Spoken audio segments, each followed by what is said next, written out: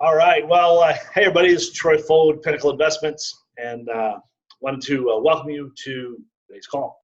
And I know we're right now just getting started, but I get a quick take a moment here, make sure that we're broadcasting clearly. One, so you can hear me, and two, so that you can see me. And love to get to know some of you from all around the country. I know that there's a lot of you out there I haven't yet met, but there's some of you that I have, which is great. I always enjoy getting to know people. But put in the comment box where you're from, who you are, and if you can hear me and see the video loud and clear right here. So let me see a couple of things rolling through here. Got hello, Troy, Jack Deweese. Hey, Jack, welcome from it's like outside of Dallas, Texas. All is okay. Thanks, buddy. Appreciate that, Jack. We got Brian in New York. Can hear you loud and clear. Hey, Brian, thank you so much. Appreciate the effort there. We got John from Ford, Massachusetts. Hey, John, welcome. Appreciate you tuning in to today's call. Oh, here we go. We got Scott from Dallas, actually. Scott's from Dallas, Texas, if I remember correctly. Scott, it's great to have you with us today as well. It's been a long time. We got Lynn from Sacramento, California. Welcome, Lynn. Appreciate you taking the time from the West Coast there. We got Glenn from Salt Lake City, good and clear. Thanks, Glenn. I appreciate the heads up there. We got Carolyn from East Bay area, California. I hope that's not where the fires are. Hopefully you're okay there, Carolyn. We got Miguel from Houston, Texas. I can hear you loud and clear. Welcome, Miguel. Appreciate that. Love Texas. Houston. I used to actually live in Houston there in the Champions Forest area several years ago. We got Graham from Sydney, Australia, way over there on the other side of the pond. That's pretty cool, man. Thanks, Graham. Appreciate you jumping on the call here today. We got Charles from DFW. Video and audio are good. Thanks, Charles. Appreciate that. Jumping in here. We got Mark. Sound is great. Thanks, Mark. Appreciate that as well. We got Craig from Columbus, Ohio. Welcome, Craig. Appreciate you doing that and letting us know there. We got Ruth from Fort Worth, Texas. Hear you. Thank you so much. That. And we got Dave from Fort Myers, Florida. Fort Myers, Florida. I'll be in Miami in a couple weeks myself. Looking forward to spending some time there on the East Coast. Let me do something here because I want to shut this thing down. I want that interfering with my calls today. All right. All right, cool. We got one left here. Carolyn, we are fortunate, no fires in this area. Wow, that's good news. That's really good news. Hopefully the people that are dealing with it are doing okay or navigating through it. We got Mike from Point Pleasant, New Jersey. Welcome, Mike. Appreciate you spending some time here as well. So here's one of the things I want to talk about today. And I literally just had this call like 15 minutes ago. And one of the things that has become overly obvious in the world of education is that, and I think there, I mean, if you want to dissect it and break it all down and you know, point fingers and do all that stuff, then that's fine. You could probably get really granular with, you know, who, what, when, where, and how, and things of that nature. But I don't want to waste your time doing that today, and because it doesn't really matter. It doesn't really matter.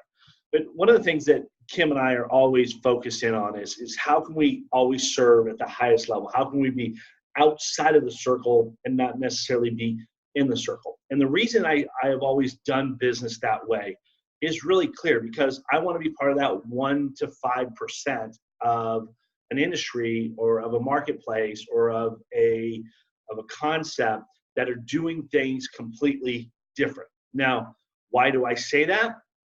Because when I look at the other majority of people in a space, the majority of people don't succeed. And it's very prevalent in the world of real estate because it's always done with flashy cars and flashy houses and flashing dollars, and it's all this flash and cash type model that is so dangerous when it comes to,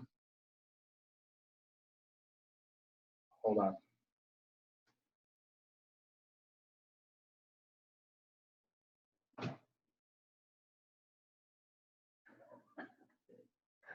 I came in, this is like our bonus room in our house. And so I came in here so I can get away from all the excess noise, because every time I do a video, somebody comes to the front door and knocks on the front door, and the dogs go nuts, and we haven't closed in my office yet.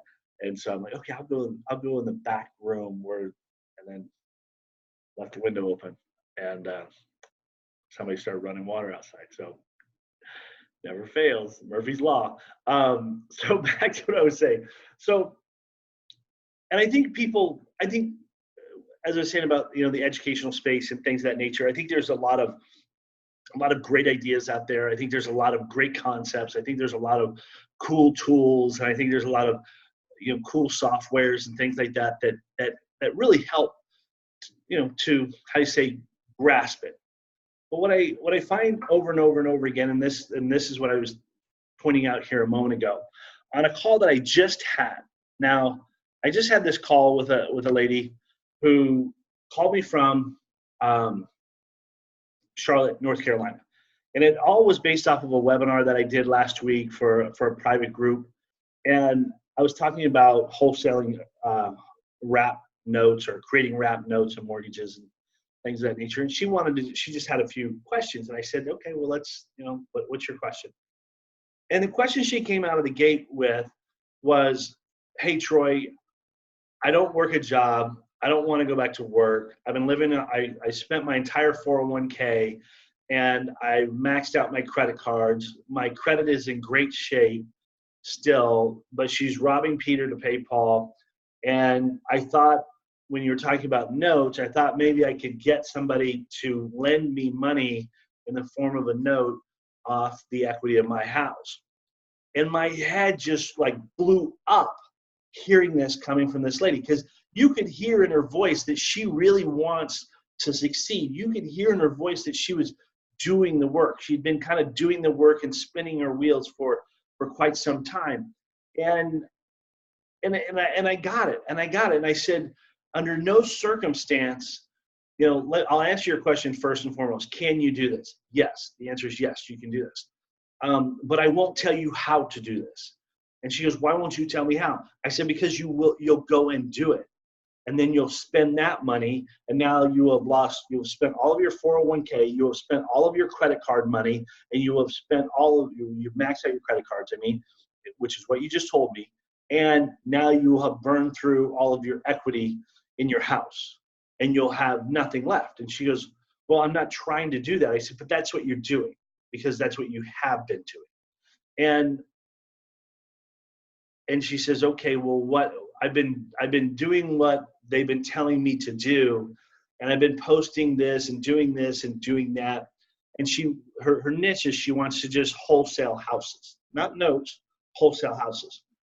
And I said, what is it that you're trying to gain from this? Like, just tell me what you're doing, and I'll tell you whether or not it's going to work. And she says, well, I'm trying to build a buyer's list for houses.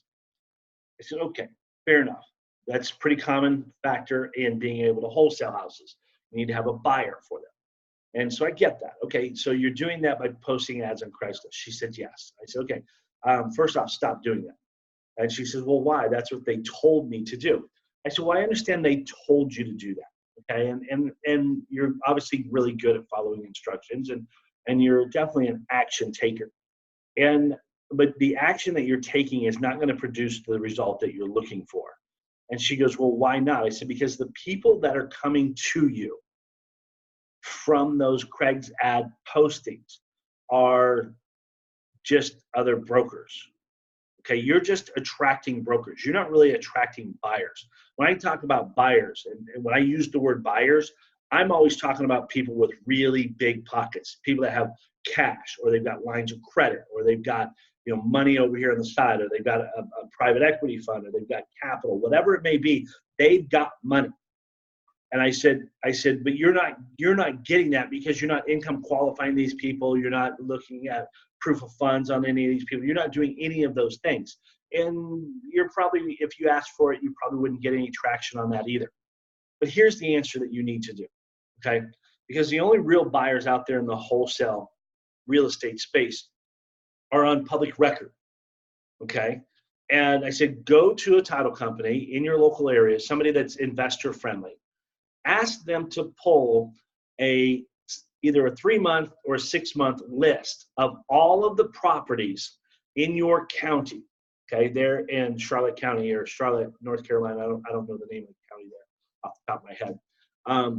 I said, ask them to pull all of the buyers who have bought houses and paid cash for those houses in the Charlotte area. I said, there's probably a couple hundred people that have done that in the last 6 months, maybe less, maybe more. I don't know. You have to pull the list and find out. But I will guarantee you'll probably come up with a good, solid 20 cash buyers that you could actually just hand them a house and they would buy it from you. And so you'll avoid the broker chain. You'll avoid all this extra time and energy posting stuff on Craigslist and trying to build a buyer's list and things of that nature. I said, because, the people that you're getting in your buyer's list, guess what? Somebody told them to do the same thing too. And so they're doing the same thing. So you're on their buyer's list, they're on your buyer's list, but neither one of you got any money to buy anything. And therefore you just sit there and spin your wheels. And after 6 months or 12 months or 2 years or whatever it is, you get to a point where you throw your hands up in the air and you go, okay, this doesn't work. Well, you're right, it doesn't work because it wasn't designed to work. It was designed to look busy, okay? And that whole concept of, don't confuse action with results. I said, and here's the beautiful thing about that. You could do that in any county, anywhere in the country. You could create a buyer's list right now in 24 hours, 48 hours max.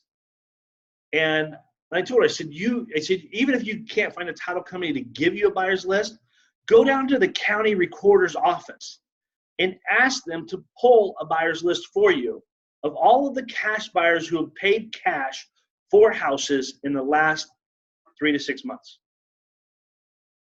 And they'll give it to you. They may charge you $100. They may charge you $200. But hey, all of a sudden in a matter of 25 minutes, you now have a buyer's list of 20 plus people that have bought houses. And so they have cash to buy houses and they're your target. And she's like, that's brilliant. How did you ever come up with that? I said, it's part of public record. It's public information. She says, well, then why don't they teach that in the class? I said, I don't know. It's not my class. It's not my class. I don't know what they're teaching. I've never seen their class. I've never seen their course. So I know what they're teaching. I just don't know how they're going about doing it. Maybe they don't know either. But being in the note space, these are just things that, that are tools that can be used, especially in the wholesaling space. And she goes, well, I'm also posting ads for sellers on Craigslist. I said, don't waste your time doing that either. I said, because the sellers on Craigslist, they're not really selling you a house that you can really make money off of. Most of the sellers on Craigslist are selling at a retail level. There might be 1 or 2 nuggets along the way. There might be a couple of owner finance deals in the mix. But if you're doing that, looking for sellers over and over and over again, you're probably spinning your wheels there as well. I said, go out and get a list of abandoned properties. Go out and get a list of properties that don't have any type of, utilities.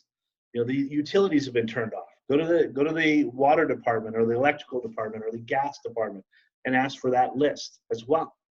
Or better yet, get in your car and start driving neighborhoods and writing down addresses for houses that are, like say, in need of repair or abandoned or vacant, and create your own list. You could probably create a list of 25 plus homes if you're in the right area in probably less than a day by just driving up and down the street and writing it down on a yellow piece of paper and then go back to your office and research it.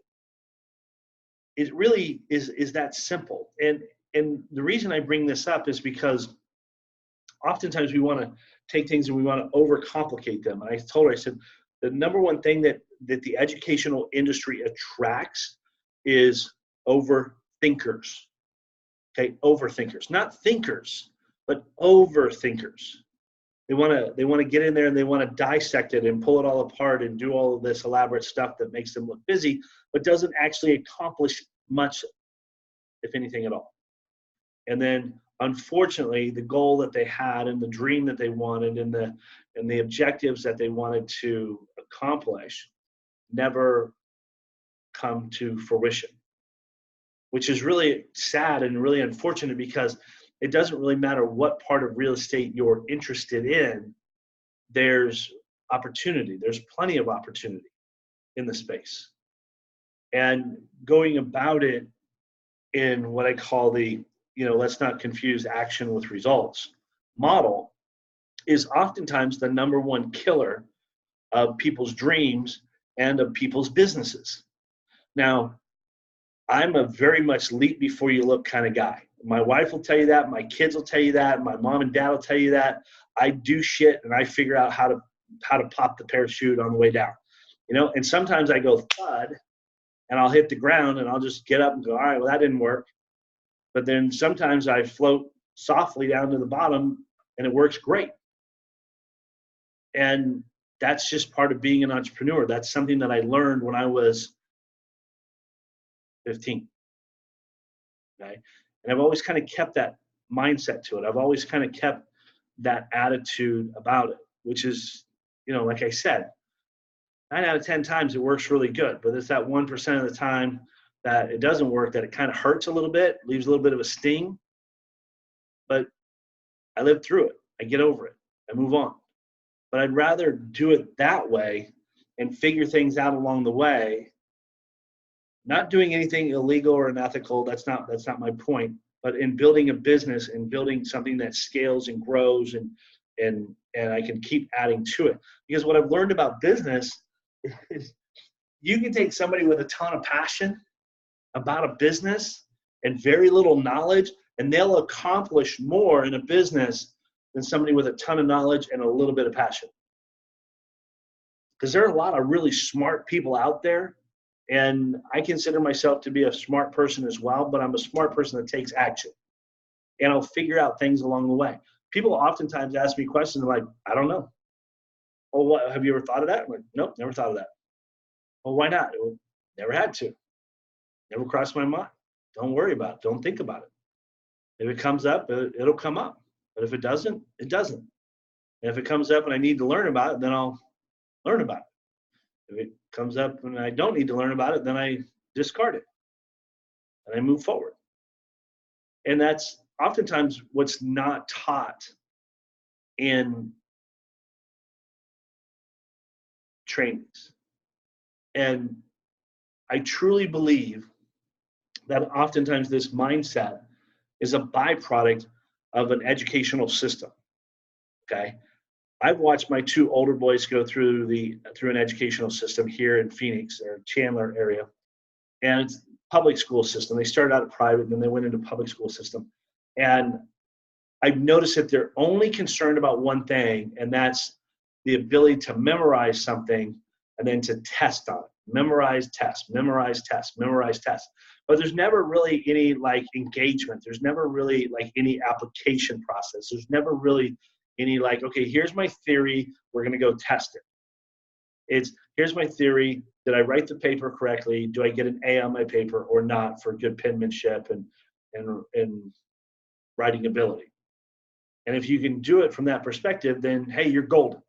Which oftentimes I think develops a behavior in all of us, and I'm just as guilty of it as well. So I'm not saying anything about anybody else that I wouldn't say about myself, that grew up in a system that taught us how to be workers and not innovators, not thinkers, not people that are going out and doing things. Because the system really was designed to create workers, because that's what they wanted. And you don't see things in school being taught like business classes. You don't see things in school being taught like finances or money management or investing techniques or any of those other things. If you want to learn those kinds of things, you have to either go to college and focus on it, or you have to go outside of college and learn about it on your own, or you pay an expert to teach you. And what I crack up about time and time and time again is that people that can teach you oftentimes won't spend the time to teach you because they're too busy doing it, which I completely understand. And then there's the other side of the coin that, there's a lot of teaching going on there, but the question is that applicable to what it is you're trying to accomplish? Like in the case of the scenario I shared with you this morning or a moment ago, what she was trying to accomplish with the way she was going about it was not going to ever achieve her goal for her, which is okay. I mean, that's part of being an entrepreneur. You try something, and if it's not working, then you have to change it. You have to shift it at the end of the day, always. And I've always been a big believer in the fact that there's no such thing as right or wrong in anything that you do. Here's my idea. I'm going to go test my idea. And I think my goal is that it achieves this result.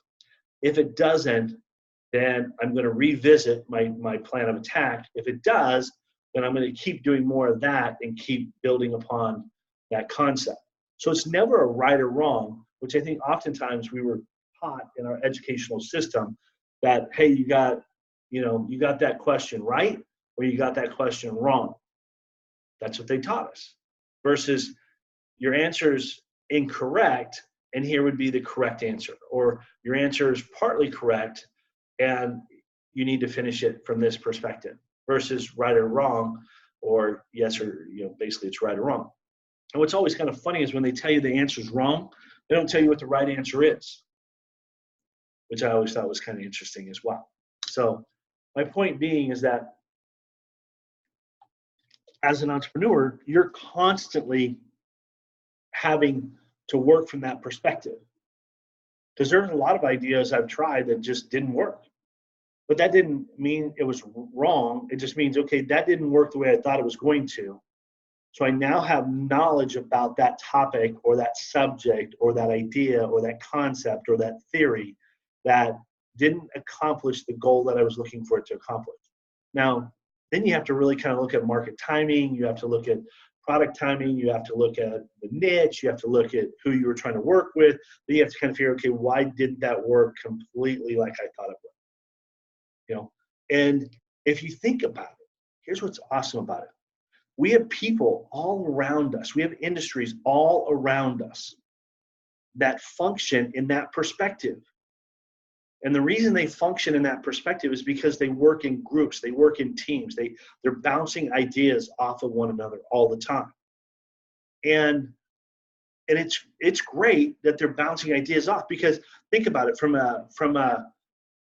the perspective of building a car. Now you look at the cars today and you look at the original automobile that Ford came out with, and they're night and day differences. And there's a lot of things that have changed, not only in regards to the automobile, but also in the roads that we travel as a whole. So it started over here as one thing, and it's evolved over and over and over and over and over and over and over and over again throughout history. And now cars are getting to the point where they're self-driving cars. Whereas back then you rode in a car and it was as bumpy as could be, and it wasn't very comfortable to ride in, but it was a lot faster than a horse. And if you had a car, you looked, they say, rich, I guess would be one way of putting it. So that's the same way business is. That's the same way that business is. That's the same way about building any business, is that you go at it, and if you talk to anybody who's been an entrepreneur for any period of time in any industry, and you ask them where they're at today versus where they started, you're gonna hear a lot of amazing things that they've learned along the way. Some of them, great things that they learned. Some of them were things that they've learned not to do ever again. And that's what an entrepreneur is. Now, being around people that are successful, most people look at it from the perspective of, hey, I'm going to be around these people. They're successful. They're going to shortcut my success. They're going to make my success faster. They're going to get me from point A to point B, in less time. And you're right. That's the way it should be. That's the way when you're around somebody that's like myself that spent 23 and a half years in an industry, I can share with you a lot of things that work really, really well. I can also share with you some things like I did with this lady, and I'm not using her name just for privacy reasons, but um, and but I can share with you like I did with her, saying, hey, don't stop doing that. That doesn't work. That's not going to accomplish your goal. And my biggest fear that came out of that conversation with her was hearing and seeing the direction she was going. And I didn't want to hear in 6 months that she had now spent all of that money and now her 401k was drained, her credit cards were maxed out, her equity was stripped from her house, and now she's losing her house, she's losing her car, she's losing all, now she's going into this financial spiral because she was doing something that wasn't producing the result, but she was told to do that, so she just kept doing it over and over and over again. Because see, if something's not producing a result, there's one of two things that have happened. Either one, they told you the wrong thing to do in the first place, which is, I think, is bullshit. They shouldn't do that kind of stuff. But number two, it wasn't executed to a T. Okay, it wasn't executed to a T. And in that particular case, it wasn't about her executing because she was doing 5 to 10 postings a day. Okay, that's pretty impressive. You're definitely taking action. You're definitely an action taker, which is great. You take an action taker and you point them in the right direction. Next thing you know, they start achieving all kinds of amazing things for themselves and their family and their goals and their dreams and their loved ones and things like that. And that's what should happen. But what she was doing was what I would call busy work. And it wasn't really producing a real buyer's list in the industry. And I'm not even in that industry, and I know this, which just frightens me even more that this is the kind of stuff that gets taught out there.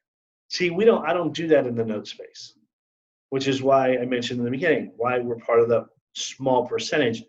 When people do our classes and courses, these are your buyers. This is where the stuff is. You're in the middle. So all you have to do is connect the two, AKA instant cake mix, add water. That's it.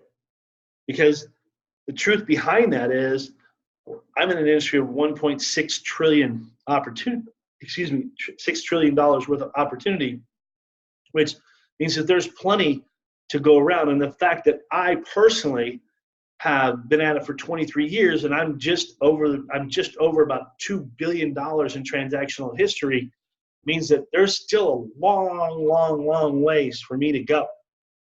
And I don't know if I'm going to do this for another 23 years. I don't know. I'd like to kind of stop doing some stuff for a while and even slow down more and go spend even more time, just enjoying life. So there's a different, I don't know if it's a motivation, but when I look at it from that perspective, that's the imperative part. But one of the things that's every entrepreneur should do is you got to put yourself in challenging situations, okay? You're not going to grow and you're not going to get better unless you put yourself in challenging situations. Using the scenario this morning in talking with her, and I told her, I said, you've now backed yourself into a corner. So you've now created your own challenge. And your challenge is you've got to get deals closing. You've got to start paying off, the credit card debt, and then pay that off. I'd pay off your car. I would start putting money back in your 401k or a self-directed Roth or of some kind. And then somewhere along the way, I would pay off your house. And if you do those things, you'll create a financial independence model. You'll become financially free in a way that most people never experience throughout their entire lifetime. I said, that's really what you do. You've created your own challenge. And so with that in store, you can change it. You can move in the direction that you want to move and do it because she was an action taker. And I find that that's very seldom the issue with people. It's not that people aren't action takers. My God, America was built off of hardworking people. Hardworking people. I know I've called some of you guys out by name, and I see the stuff that you do, and what I've been able to learn about you, I should say, and not necessarily that I see it, but what I've been able to learn about you. And there's a ton of hardworking people within our industry and in our database, and even on this call. And so it's not a work ethic. There's not a lackadaisical sit on your ass and do nothing kind of a mindset. It's okay, tell me what we need to do and let's go do that. And so that's what this lady had. She had that spirit. I'm like, okay, I'm going to embrace this spirit, and I'm just going to point her in the direction of like stop doing that, drop that stuff, and go do this. And I actually told her, I said, you got 48 hours to go do this, and I'd love to hear back from you. But go out and do this, and do it within 48 hours. And so you got to put yourself in challenging situations. Be open to always listening and being coached. I've never met this lady that I talked with today on the phone, and she was very coachable. She was very coachable. She was very, very open to hearing the conversation and that we were having. And I don't know if that's her normal state of being, or if it was maybe because of her circumstances. But she was very, very coachable. The words that she used was, I knew if I talked to you, Troy, that you'd tell me the truth. And I said, well, I don't really have time to lie to you about it, so I'm not going to lie to you about it. I'm just going to tell you what I see. I may or may not be accurate because I'm not there studying every step that you're doing, but based on what you're telling me, this is what I see as what I would change. And this is how I would change it. And this is where I would go from here to here. Because I told her the same thing. I said, in the wholesaling business, you're only really doing one thing. You're just connecting a buyer and a seller. That's it. That's it. You're just bringing the two together. And if you know where the buyers are, because you can get a list of buyers from any title company in any county in the country, you may have to pay a few bucks, a couple $100 or something, but it's worth it. And you get it in 48 hours or less. Now all of a sudden you've got a real buyer's list. And then as far as the houses are concerned, there's abandoned property reports, or there's, better yet, drive around the neighborhood. If you're working a certain part of the country or state or city or county, drive around and write down houses. Now some people say, I don't want to spend all day in the car. Spend all day in the car. Put some motivational, tapes in, or put audio book, or whatever software is out there that's got books playing, or go listen to Joel Osteen or some other. Get yourself in the car and go do those things. Next thing you know, you'll have 50 houses, and it'll take you a couple hours to get them, and you'll get additional education as well. But she was willing to be open. She was willing to be coached. She was willing to have me as a 10-minute mentor, because that's about how long the call was. And it was something that I enjoyed doing because it helps her. I cringed when I heard what she was going to do. I'm like, no, you can't do that. Like, don't touch that stove. It's going to burn you. I could see where she was going to be in 12 months, maybe less. And I'd hate to hear somebody come back to me and say, you know what, if I would have not done that, I would have been able to save my house. And she goes, I called you because I knew you would tell me the truth. She goes, there were a lot of other people I could have called. They would have told me to go do it. But I didn't really want to do it. I was 50-50 on the idea, but I knew you would tell me the truth. And I was like, well, I appreciate that. I appreciate the opportunity to talk to you. But I just wouldn't do it. I just wouldn't do it. Unless it's your very, very, very, very, very last ditch resort effort. But I don't think you're in that place right now. I think you're getting close to it. But I think you're in a very hot market. Charlotte, North Carolina, and the surrounding areas is definitely one of those areas that there's a lot of activity, a lot of possibilities. So I think you're in a perfect place and a good place to get things done. And I think you can do it, very easily. So she was open to finding a mentor. Okay. And that was key to what she'll accomplish in the next 48 hours. Um, I mean, as I mentioned earlier, I'm a leap before you look kind of a person. And because of that, I learn a lot of things by it not working. Okay.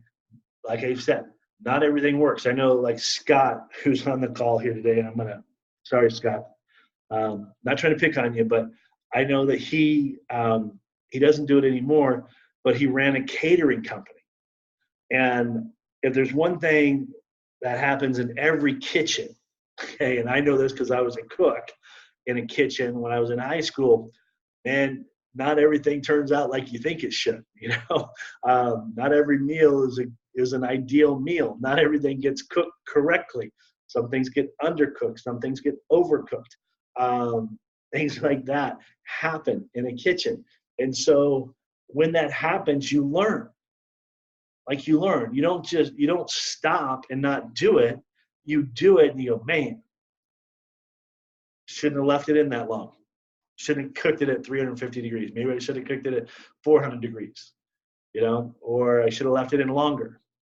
Whatever it is, it is. But that's all part of the learning process. That's part of being an entrepreneur.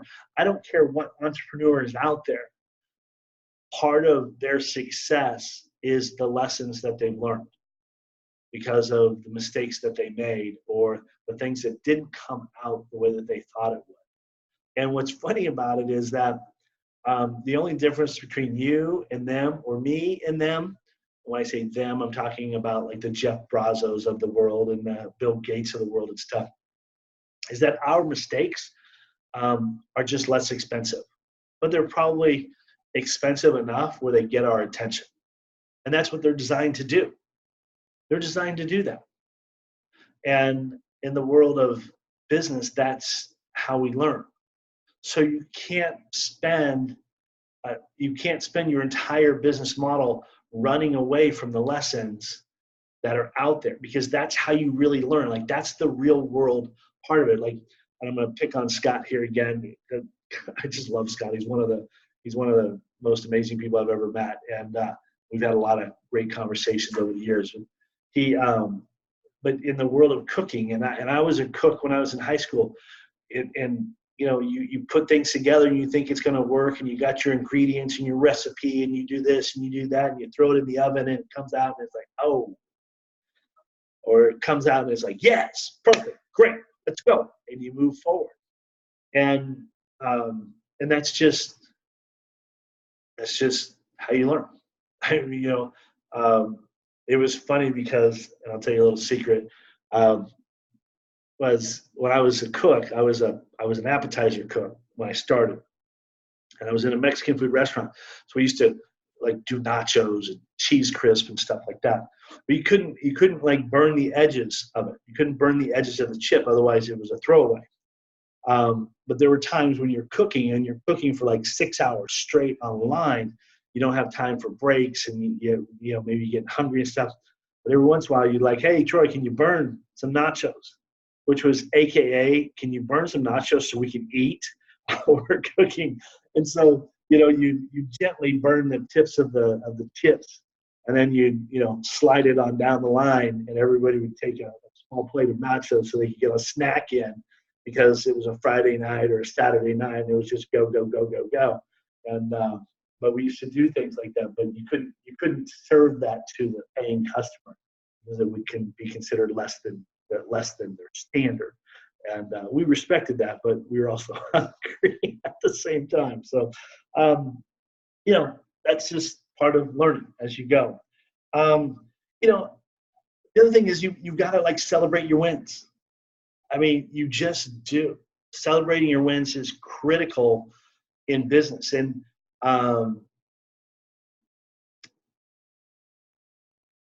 it's interesting because I think oftentimes we don't take time to do that, and one of the,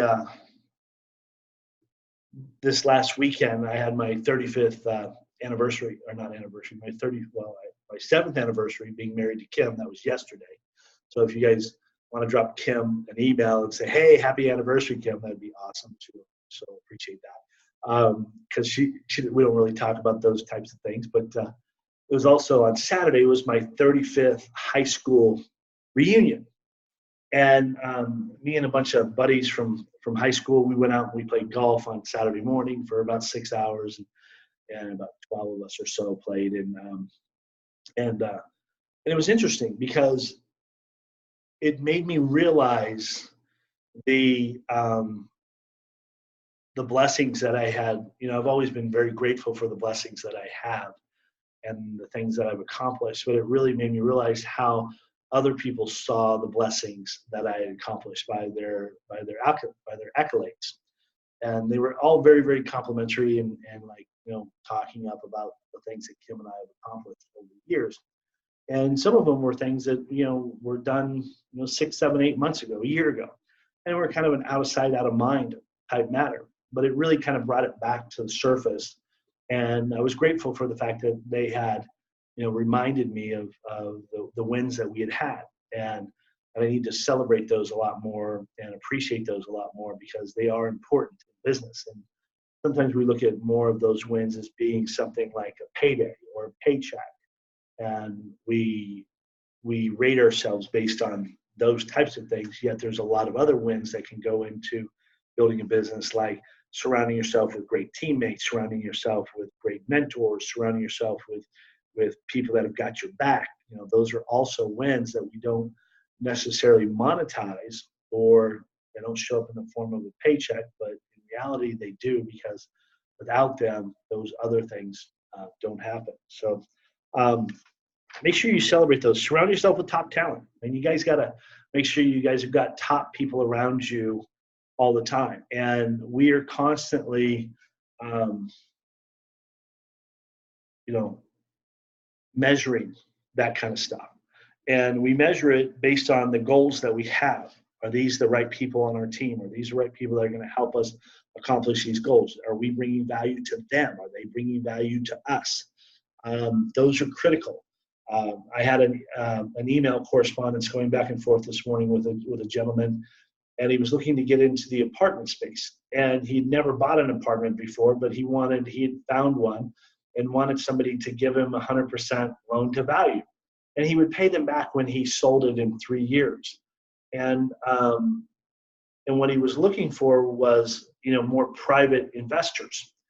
And the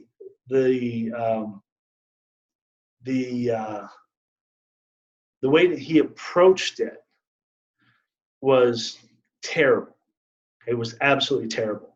And what I mean by being it terrible was it was all about me, give me. And that's the way I read the emails. And the emails went back and forth for probably a good hour and a half. And that was, you know, hey, Troy, give me private investors. Troy, give me this. Troy, give me that. Troy, do this. Troy, do that. Troy, do this. It was never like, hey, Troy, can we partner on this? Can we work together on this? If you help me do this, we'll split the proceeds like this, and we'll look like this, and we'll look like that. Because he just thought it was going to be like, hey, here's a bunch of private investors. Here's the people in my Rolodex. Here's the people in my inner circle. Feel free to give them a call.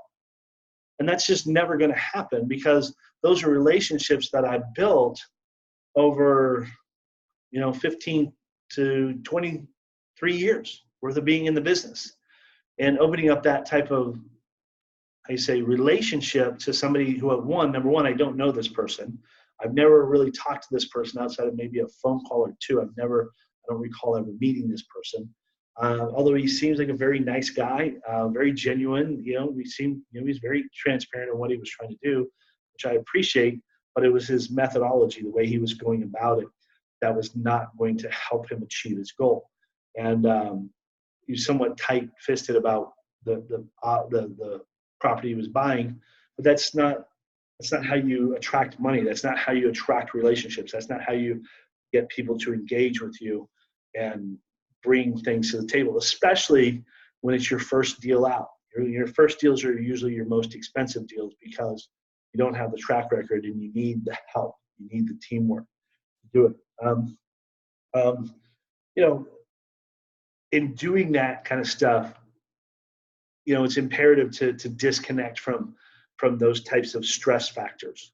When I see those types of emails come across my desk, the number one thing I want to do is get them off of my desk as fast as possible, because it's a distraction to me. Number one, it's outside of our normal course of business. And then number two, the lesson learned there is not going to be learned in that 1 to 10-minute phone conversation, because it's a mental shift for them. Their mindset is, hey, you do this for me so I can win. I don't care about you winning, but I'm going to win.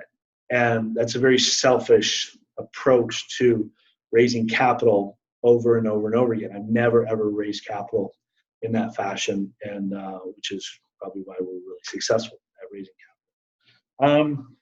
Make sure you've got some kind of a solid, routine in what you do. We have a routine every day here in our office, and even in our personal lives, that we carry out time and time and time again, because it's what works.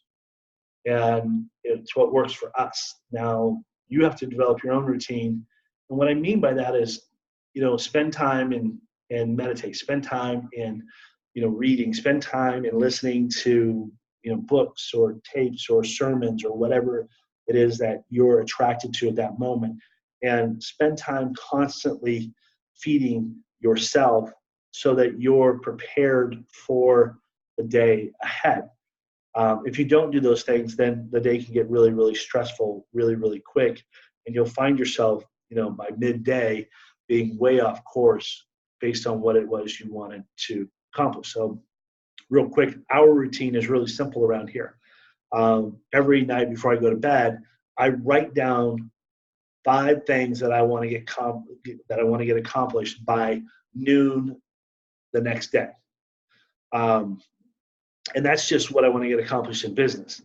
I have a routine that I get up, I'll make a cup of coffee, I'll go sit in my office, I'll break out the Word, I'll spend time in the Word, I'll watch a couple video sermons and listen to that, because I need as much of that as I can get, because just being broken and going in 100 different directions, I need that clarity and that focus for myself. And so I'll spend time doing that. And that usually starts about 4:30, 5 o'clock in the morning. By about 5:30 or so, my younger guys are getting out of bed. They're coming in, hanging out, or we're hanging out in the living room. I'll move to the living room and sit there with them for a little bit. And then we'll get up and start getting ready for school, get ready for breakfast and cook breakfast together. Sometimes I cook it, sometimes they cook it with me. But the point being is that there's that routine. It's consistent. And it's that routine that builds confidence in yourself. It alleviates and removes the stress and the chaos and everything else. And so one of the things I do every morning is I sit down and I go through all my emails very, very, quickly, and I get through them to answer questions or set up times where I can make phone calls and things of that nature, especially like on a Monday when they come in over the weekend. I'll have plenty of them in my box. And I want to address those people because, number one, they deserve to be addressed. And I mean that in a very positive fashion. I want to get answers to people as quickly as possible. And then if it requires more than an email, then we'll set up a time to talk. And I'll spend some time on the phone helping them, they say, accomplish their next thing. Listen to your instincts. The instinct about the email today about wanting to, raise private money. My instinct on that was that was not going to be a long-term relationship. Now, I'm not saying that to beat somebody up, but where I'm at in my career and the goals that we have laid out for our office, that was not going to be a relationship that was going to happen, that was going to bring value to me and my company, and it wasn't going to bring value to him and his company because of the way he was approaching it, the direction he was going, and everything of that nature. And when I talked to him on the phone, I was open to hearing what he had to say, but after a moment or so, I knew my instincts were correct, that this was not going to be something that I wanted to be involved in. So I just very quickly tapped out of the relationship. And some of you may be listening to this going, well, damn, why would you do that? Well, because sometimes people are in a place where you can't change them. You can't change the direction. Now, keep in mind, we had 2 different calls today. I had one person that was really, really coachable and was open to feedback. She was open to hearing what I had to say. So I was more than happy to just pour into her. And we had a great conversation. And it was, it was an adult conversation. It wasn't a sugar-coated child conversation, which I really don't do well. I don't do those things at all. But my point being is we had an adult conversation. This other person came at it from a give me, give me, give me, which is more of an adolescent behavior. It's an entitlement behavior. And I know when I'm around people that have entitlement behavior that I don't do well in those situations. So I know that about myself. So rather than trying to change the other person, I change the situation by removing myself from it. And I go over and I work with other people that are much more coachable. So I don't get frustrated with the person. I don't even get upset or mad or angry or even think they're a bad person or that they're doing anything wrong. It's just like, I know I won't do well in that situation because it's draining. It's a draining relationship. And so I step away from it. I step away from it for my health and for my well-being and even for their health and their well-being as well. Okay, so because I don't want to say anything that I would regret. I don't like those kinds of things. So avoid, make sure you avoid stagnation. Okay, I can't tell you. Don't get me wrong, it's great to take vacations. It's great to take some time out. It's great to tap out. It's great to set aside weekends for yourself. But in your business, and I think any of you that are on here that are business owners know that if your business kind of does this, and then all of a sudden it just kind of does this thing, that it will stagnate over time. So you've got to constantly build that up. You've got to constantly keep adding to it. And that's one of the probably the hardest things of being an entrepreneur is avoiding that moment of stagnation and avoiding that period of stagnation. Because that could be it could be 3 days, it could be 3 months, it could be 3 years. And you'll kind of see that in businesses. You'll see them where they'll reach that plateau and that place where they're really, really knocking the cover off the ball and things are going well. And they'll just like, okay, I just want to float along. I'm happy, happy, happy. And I'm not opposed to that for a short period of time. Or like, okay, I need to rest. I need to just kind of set aside some stuff. And I need to go regroup my thoughts, regroup my ideas, set out my goals, my game plan, then I'll come back. That's different than being in a place of stagnation. And so you want to do whatever you can to avoid that. Some of the things you can do is when you see that, finish up the time that you wanted to rest quickly, and then reinvent the company, reinvent the business.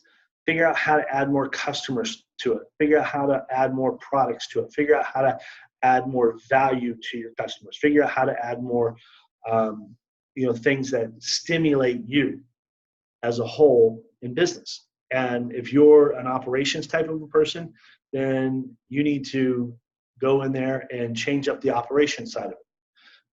Whatever that looks like, it looks like. If you're an ideas kind of person, you need to come up with new ideas. If you're an executor, then you need to go out and execute more or add more to it. And these are all things that are very powerful in every business. If you don't do these things, then you will, I say, kind of level off and die over time. So I know we got some questions here. I want to kind of answer some questions, and then we'll John in Houston. Welcome, John, to today's call. Okay, so Jack, thank you so much. So I'm going to netronline.com. So I'm going to spell it for you. netronline.com. So netronline.com is a portal to virtually every county records in the country. So, hey, Jack, thanks so much for sharing that. That's cool. Thanks, buddy. So I'm going to write this down. I'm going to write it down. I'm going to say it again.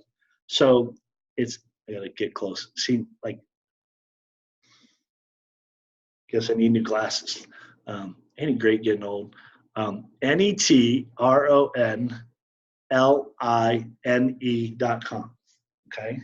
NETRONLINE.com is a portal to virtually every county records in the country. So I've never heard of this portal, but I know Jack's a stand-up guy, straight shooter, and I know he wouldn't steer us wrong. So I'm more than happy to share that with you folks. But yeah, check that out. Check that out. That's some cool stuff. Thanks, Jack. I appreciate it. My man, always on point, Mr. Darren Ross. How you doing, Mr. Ross? Great to have you here today. Scott Garris, ain't it the truth? I'm sure of Scott and I, we've never really sat down and talked about the whole cooking, idea. I know that he was in the catering business and had a lot of, I think he sold it. Scott may want to correct me on that, but last time I talked with him, he was kind of in that transition stuff. Things were still kind of going out the door, and he was kind of moving in other directions. But yeah, catering and cooking is one of those things that is a never-ending learning process, and that's great. I mean, that's great. There was somebody, I saw something last night. I don't know, it was some show my wife was watching, and she turned it on, and I was getting ready to go to bed, and I looked over, and this lady had all these cookbooks stacked up in her kitchen. And there was this Betty Crocker, the red and white plaid one, like the checker plaid one. I think every household in America got one of those or had one of those. At least I remembered one in our kitchen when I was a kid. I was like, wow, the Betty Crocker cookbook. And I thought about like where we cook today and all the barbecue shows and all the cooking shows, the Emerald Lagasse, and now he's getting old and retired. And my boys like watching that a show called Nailed It, and it's some baking show where they have the what you're supposed to bake, and then they have three contestants that try to bake it. So quite a big difference, but nonetheless, didn't mean to go so far off right there. Hurrah! Hey Troy, question: what is the most profound thing your mentor told you about success? Man, that's a great question. All right, so here's the most profound thing I ever learned. So when I was a kid, I say kid because I'm 53 now, but when I was 17, because that's when this happened, so I was still a kid. 17, almost 18 years old. I owned a landscaping company. And so my niche was high-end residential and small commercial. That was my niche. And so, and mind you, landscaping was a luxury item back in the day. So not everybody had a landscaper. A lot of people had kids who mowed their yards. So that's I think that was the trade-off. The kid could live as long as they mowed the yard type thing. And I was one of those kids. So point being is I grew it into a landscaping company, and our niche was high-end commercial, high-end residential, small commercial. And I remember this one family. He was the CEO and the owner of Empire Machinery, okay, Caterpillar Machinery here in Mesa, Arizona. They're still there today. They're up off a country club in the US 60. And I remember being over at his house one day. It was like a Friday afternoon, and was hanging out, doing our thing. And long story short, I was kind of moping around, and he says, "Hey, what's up?" I said, "Well, I lost this big client today, and I was kind of being a baby about it. I wasn't kind of being a baby. I was being a baby." And he looks at me and he goes, "So why not you?" I said, "Well, what do you mean by why not me?" He goes, "Well, why not you?" And I said, "I don't understand." He goes, "Well, what makes you so special that you don't have to go through hard times like everybody else?" He says, "I run a huge company. I've been through dozens, if not hundreds, of clients that we've lost over the years. And we lose them for various reasons. Sometimes it's financial, sometimes it's, service or whatever else. Sorry about this, folks. But we lose them. But we've been subject to it. Every business I know out there has lost clients, lost deals, lost opportunities. And that's just the way it is. So why not you? What makes you so special?" And it was really kind of funny because I'd never really thought about it from that perspective before. Hold on 1 minute. My battery's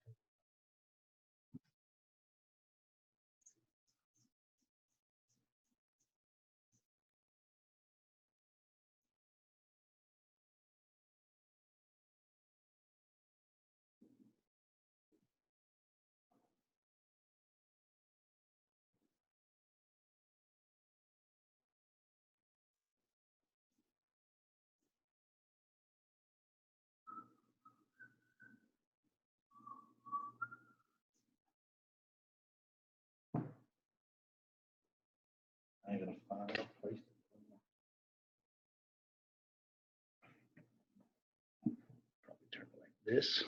Move this over here like this. Reach cord over here like this.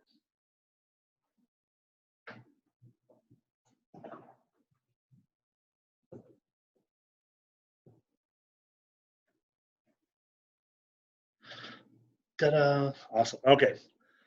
So he just looked at he just looked at me. He says, "Why not you? I mean, what's so special about you over anybody else that's a business owner? Why shouldn't you have to go through hard times as well? There's nothing. We all had to do that. That's part of becoming an entrepreneur. That's part of becoming a business owner. You do things. You do them with the best intentions. You do them with the best ideas, the best tools, the best resources, the best that you have. And sometimes it works really, really good, and sometimes it's a flop.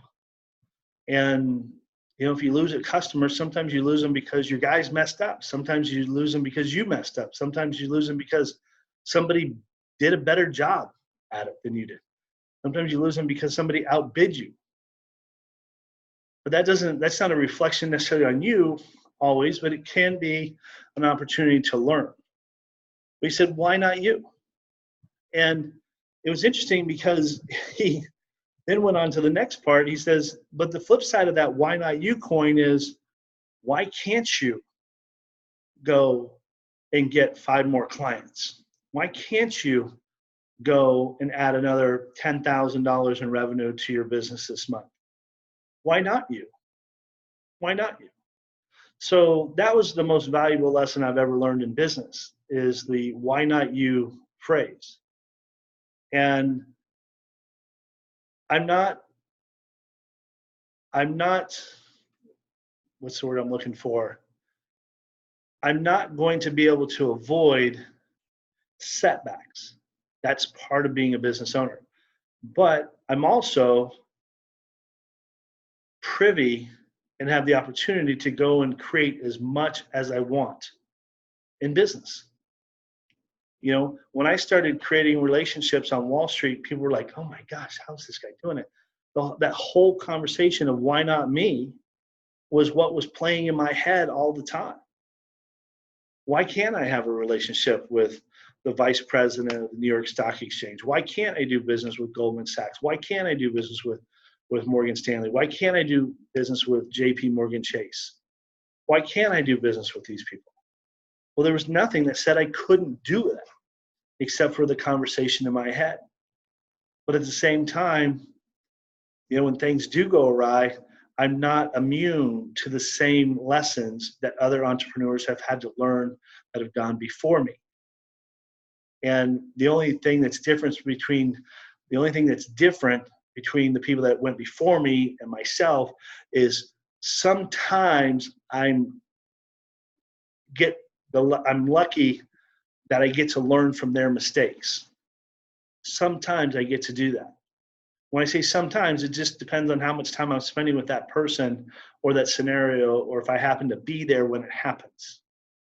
That's sometime. But that's a great question, Haral. Thanks, buddy. Let's see here.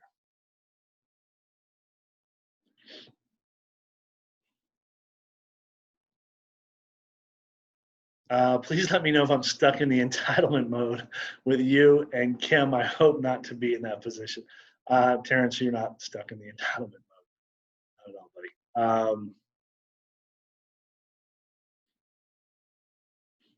Everything you said can pertain to any kind of business. Yeah, absolutely. Absolutely. I know that, my business is notes and things of that. But the truth is that I know that, being in the note space, in the note business it's just a niche. There are so many amazing people that are like 10,000 times smarter at other things than I am. They just are, because they're just geniuses at it. They put in the time, the money, the energy, the resources, and everything else to build up that business, that company, that organization, that dream team, and things of that nature. And I haven't done those things. So I got to look to those people. And what's great about having people around me that do different things is I get to learn all kinds of cool new stuff. Not that I would necessarily do anything with it, because I don't learn from the perspective of going over there and extracting or feeling entitled to it. I learn by just watching. I just learn by watching. And I let them perform and do the things that they do.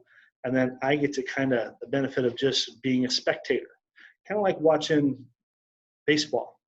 You know, I don't know that I would ever be able to play baseball at my age, but I'm sure at a younger age, I probably would have been able to play if I was, I say, passionate about it, would be the word I would use. And there are a lot of things I like to learn about, but I'm not really passionate about it. So it doesn't really warrant going in and putting in the energy on something that I'm not passionate about at the end of the day. But I just want to learn at the end of the day. So cool stuff. Let me see here. Thank you for the comment. You're welcome, Carol. How does working with RMLOs and getting leads for note sellers? You can certainly work with RMLOs to get leads for note sellers. Absolutely.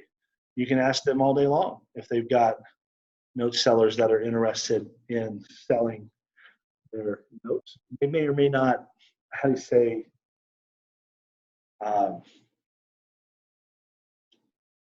comply. It all depends on them. What it really, really depends upon is your relationship with them. That's what it really depends upon. And there's a very small pool of RMLOs in the country, but there's a really, really big pool of title companies in the country. And so I might spend a little bit of time on an RMLO, but think about it, there's maybe a dozen, maybe 24 RMLOs around the whole country. So if there's 24 of them and, and 20 or so people want to, work with them or whatever, then you're probably not going to get tremendous traction out of them. This is just my 2 cents, never having done it before, but that's what I would think. But there's a lot of title companies around this country and a lot of different offices, even though it might be like one title company, like First American. They may have 20 offices in the Phoenix marketplace, and you can develop relationships with each office individual of each other, depending upon how much energy you want to put into it. But each office is closing seller finance deals, right? So every seller finance deal they close, hey, if you can give them my card or you can give them my information, I'd greatly appreciate it. And by the way, if we buy it, we're going to come back to your office and we're going to close the deal in your office, and you're going to get another escrow fee. And you're going to get another title policy fee type thing. So if it's warranted, it may not be warranted, but on the second part there, but you're definitely going to get another escrow fee and a few other fees that they like. And it's going to be a very easy deal for them to do. And they're happy, happy, happy. Because keep in mind, title companies are the core of every real estate thing going on. Every real estate. They're like the hub of real estate. So that's why we do that. So I'm going to share one last thing with you guys, and then we're going to bounce off this call here. And what I want to share with you here is, some of you know this and some of you don't, but I have what I call the Investors Club. And the Investors Club is a club where we get together every Wednesday, and we do calls, and we do live calls every Wednesday where we'll pick a topic, or it'll be open Q&A, but it's usually one of those two models. If I pick a topic, then I'm going to discuss that topic. I'm going to break it down, like say, like the top 5 or top 6 RMLOs that I know of. Doesn't necessarily mean they're the top of the top, but the 6 best RMLOs to work with across the country, and the different costs and procedures and things like that. That's like a topic that we talk about in our investor call club. Now, the other part of it is that we also do open Q&A, where I always want to do that about every 4 to 6 weeks, because I want to make sure that we're covering questions. I want to make sure that we're helping people move their businesses along. I don't want people, holding back questions when they could be getting them answered at any given time. Now, what's cool about it is it's a coaching program, but it's not your average coaching program, because not only is it me doing the calls, I don't hire somebody to come in and do the coaching calls for us or the weekly calls. I actually do them, and they're live and they're recorded every single week. okay? And we have an entire archive of these calls, well over, I think it's like 2 years of calls that are part of the archives. So when you're part of the investor club, you get to, how you say, go back and listen to any of those calls that have happened in the past.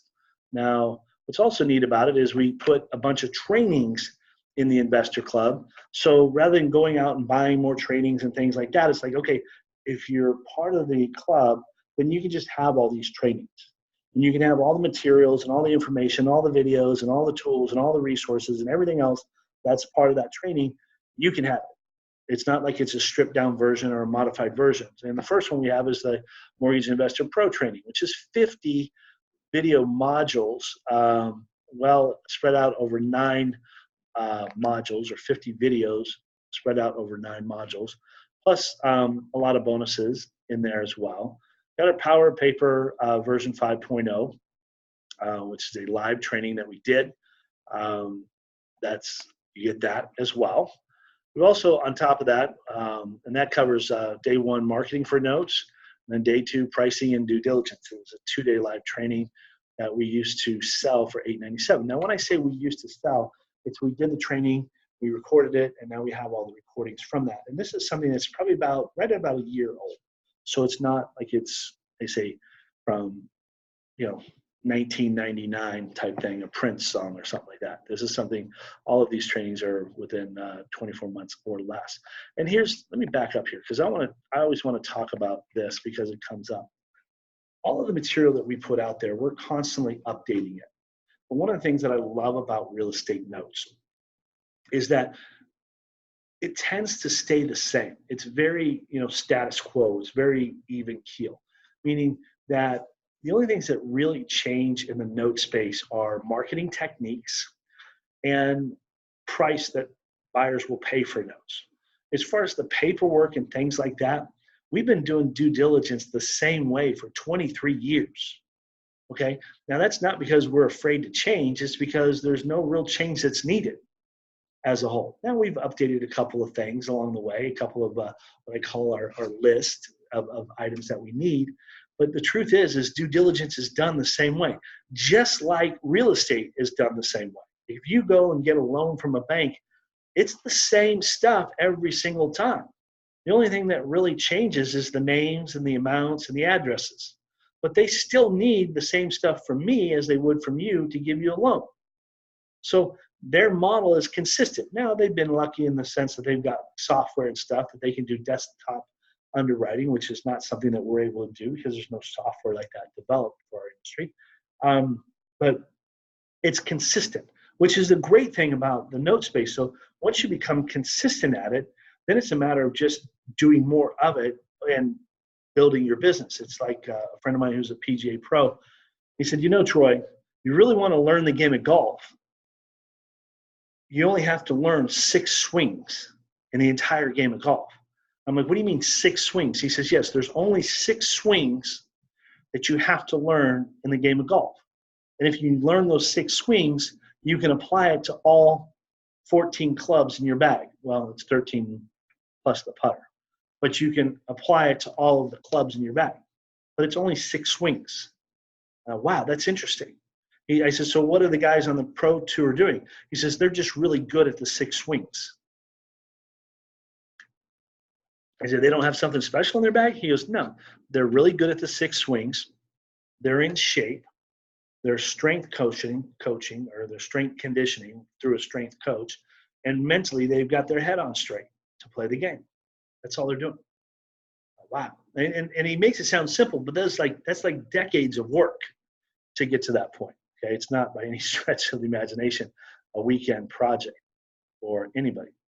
So I just wanted to cover that real quick. So that's our Power Paper training. We got ABCs of SIMOs. People are always trying to do SIMOs. People are always trying to create notes and sell them at the table or sell them right after they're created. Here is an entire training on what you have to do to make that happen. Okay, and it's really something that we have done for probably a good 20 years of our business. That's how we created so much business in the beginning. That's how we continue to do a lot of business in our industry as a whole right now, is getting in on the front end of the deal. And when you do that, guess what? You have zero competition because you're adding value to them so that they create the type of note that you want to buy or the type of note that you want to wholesale. Then you can pay them what it is they want and or need out of it. So we have our ABCs of SIMOs training. And you get in there, you got what is a simultaneous closing? How do you use simultaneous closings? Buying real estate with SIMOs. Why should you use an LLC? And then business, different things there. Nationwide legal directory for real estate attorneys, so on and so on and so on. Training series, NPN Pro, which is all about buying non-performing notes, first liens, industry conditions, who to work with, restructuring NPNs for maximum auto pilot profits, portfolio buying, contract review, and how to work with hedge funds across the country. And then REO Sniper. This is one of our fun books because we're doing a lot of deals there at the courthouse steps here in Phoenix. And we were getting deals or buying the non-performing notes and then foreclosing on them at the courthouse steps years ago. And we show you how to do that, how to go in there and purchase vacant NPNs and then foreclose upon them. Make yourself a nice, tidy profit. And then we got the US NPL Summit, which is another training that we did. That one there was in 2017, so not too long ago. Still very valuable information. And then we've got our private membership site, okay? And this is our Investors Club. We got over 45 weeks of pure educational content. Actually, it's a little bit more than that, but we do our live recorded calls. We do unlimited email support and then private emails for your deals so that they're coming straight to my desk and we get them on a regular basis. But here's the beauty of this whole thing. We're doing this and it's a cost of $9.90 a day. So for less than $10 a day, which adds up to $297 a month, okay? Now, you get all the trainings, you get your weekly calls, you get your email support.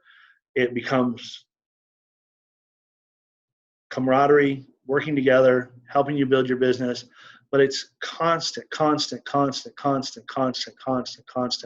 working together to help you accomplish your goals.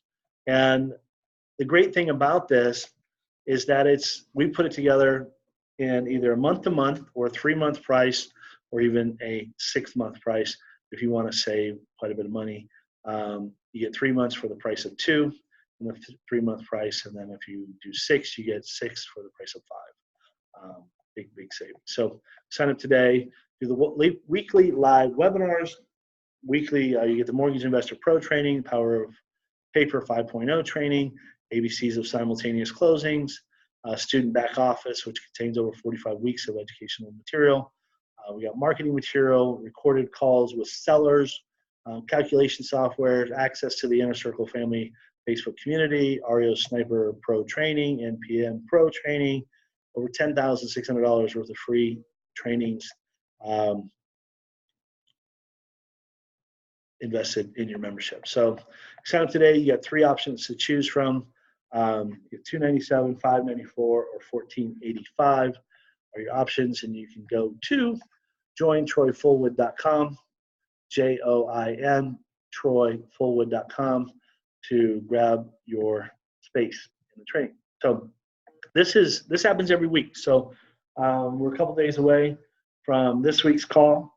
If you sign up between now and then, you get to be on this week's call, and I'm not really sure what our topic's going to be this week. I'm not trying to hold anything back. I just haven't put the thought into it. I usually do that on the day before and assemble the information.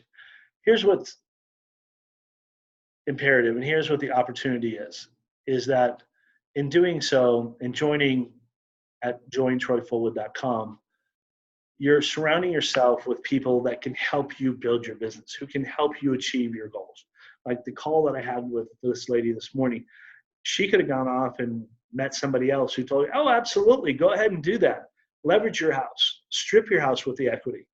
And then, best of luck trying to pay that back. And they would have done it because there would have been most likely some kind of monetary benefit for them to tell her to do that. And that's what would have motivated them, but would have sent her into a tailspin, I believe. And that's unfortunate that those things happen. I can't stop them from happening, but what I can do is create a better environment where those things don't happen. And I'm not going to sugarcoat things inside of our investor club. I'm not going to get mad about it, but I'm not going to sugarcoat them because we're all adults and you guys deserve to know the truth. You guys deserve to be pointed in the right direction. If it's something that I don't know about, I'll be honest with you and tell you, hey, I don't know that. I've never tried that, but maybe let's give it a whirl. Let's see what happens there. Maybe we can test it together, which I'm okay with doing as well. But my point being is that that shortest distance between you and your success is really a straight line. It's really a straight line, and that straight line doesn't have to be a 10-year line. It can be, a month or 2 months worth of effort to help you accomplish your first deal, your second deal, your next deal, whatever it may be. But the point being is that having that around you and that support around you on a regular basis is imperative to keeping, one, your mind straight, and two, keeping your mind clear. Because if you go off and do things like this lady was going to do and borrow against your house, it could be something that you can't unravel. And it could be a regret that you never, overcome, which I'd hate to see that happen. This industry is not that difficult. Wholesaling notes is not that big of a deal. You've got notes over here, you got buyers over here, and you're in the middle. That's it. It really is that simple. And oftentimes the questions are on one side or the other that are usually holding people back from accomplishing what it is they want to accomplish monetarily in their life and in their family's life. So you can go to jointroyfullwood.com. You can sign up. You can grab 1 month, 3 months, 6 months obligation, and you're in. And not only do you get everything going forward, you also get the things that we've already done. So you kind of get a double whammy.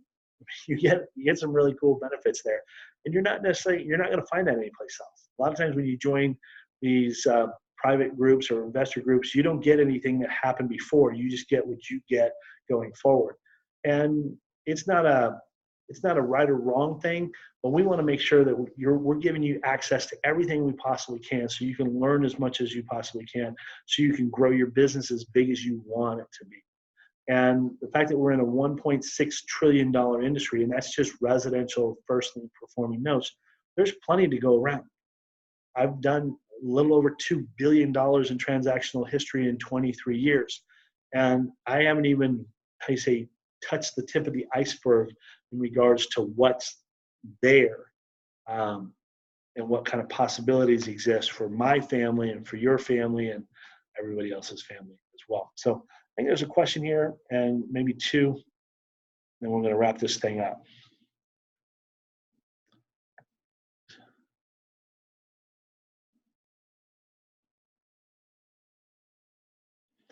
Is this being recorded? Late getting here? Yes, it is being recorded.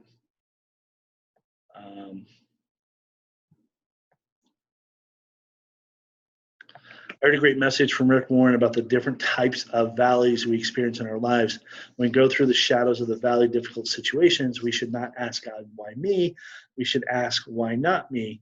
Because I believe the Lord is testing me for my endurance in going through these trials, and is not focused on the shadows, but to look up to the Good Shepherd, Jesus Christ. Absolutely. Great one. Thanks for sharing, Terrence. Let's see here. What is an RMLO? RMLO is a residential mortgage loan originator, and they're the ones who handle the paperwork and the qualifying of a buyer that may be purchasing a house.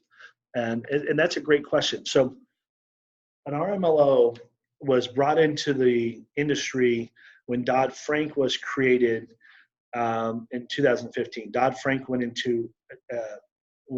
permanently in 2015, which is fantastic because to me, it requires investors to do the right thing.